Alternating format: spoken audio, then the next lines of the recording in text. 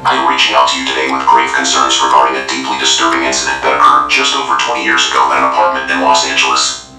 I resided in a unit directly below this unit at the time of my first 911 call in August of 2004.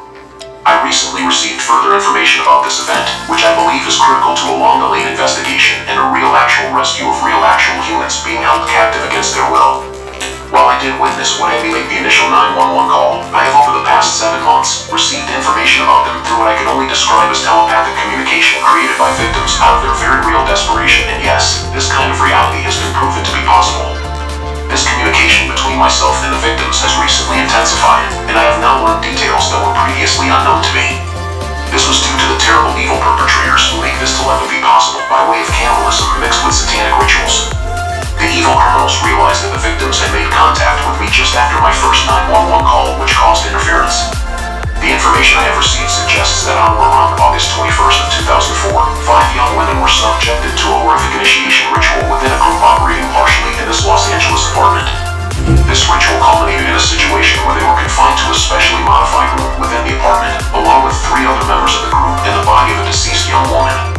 Due to the extreme circumstances and threats to their lives, they were forced to make a decision to either be happily eager to do something horrifying to a victim or else become a victim themselves.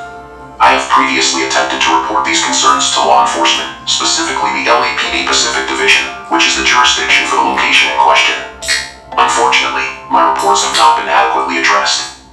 I have felt that my concerns were dismissed, and I have not seen any evidence of a thorough investigation, including a search of the premises. I have even felt that I was given false information by some law enforcement personnel. The recent increase in communication and the new details I have received have compelled me to come forward again and to seek your assistance. I understand that the way I have received this information is unconventional and may be difficult to believe.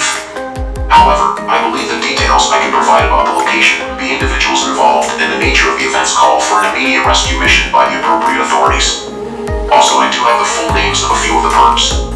Given my past experiences with law enforcement regarding this matter, I respectfully request to be present during any search of the premises. I believe my presence is necessary to ensure the investigation is conducted thoroughly and that the information I have provided is given due consideration. I wish to avoid having to pursue legal action, such as filing obstruction of justice charges. I am available to meet with law enforcement officials at your earliest convenience to share the information I possess. I am aware that these are serious allegations, and I am prepared to cooperate fully with any investigation.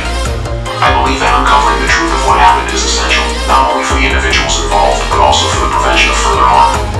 I have made past reports, and I've called 911 in the past from a location where victims wait. The real big issue I have going on now is how the building manager, John Ford, is constantly giving me his lame excuses and his constant resistance in my attempts to have him walk me through the apartment in order to prove me wrong so that I could leave him alone and move on with my life is way too much for me to accept, and people need to know this and act on it. I'm not wrong. So now I'm going to write a contract stating that after a 1-minute walk through that unit, he will never hear from me again, as one of John Ford's ridiculous claims is that even if he walks me through, I'll still think victims are inside. How pathetic, and I recently got him on tape saying all that. I want to tell you everything, so please give me that chance, and I swear to tell the whole truth and nothing but the truth, so help me God, and I love God. Please consider refraining from expressing your opinions before allowing me to prove everything.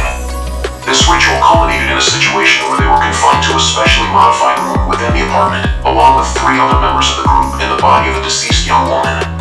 Due to the extreme circumstances and threats to their lives, they were forced to choose to risk their lives, and now more than ever, while starving, they need police to do what they have been sworn in to do without question, and to show respect by giving the benefit of the doubt to suffering victims instead of using personal opinions towards what only takes a moment to prove.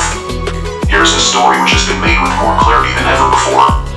5 girls were subjected to make a decision in joining a group of very evil bad girls, and during initiation they realized that they had better do whatever they had to or it could cost them their lives. After a little bit of time in the group, they became trusted when they were brought into a circle-shaped room within an oval room which had reinforced walls. There was also a pentagram painted on the floor and a real actual female victim laid over the pentagram. This room was an irregular 2-bedroom apartment, and with only 5 other girls from the group with them in the apartment, the 5 new girls looked at each other knowing this might be the opportunity they were hoping for. Although by this time the victim on the floor had been killed, and a couple of the evil girls, who did have guns, exited the room, then in an instant the 5 new girls jumped up and attacked the 3 evil girls in the room and shut and locked the heavy door before the other 2 evil girls could get their guns, leaving people locked inside the room. So between the 5 new girls, the 3 evil girls, and the dead victim, there were were 8 living girls and 1 dead girl altogether sealed in the room, and after much time their only means for survival has been to consume human flesh. There's much more to the story.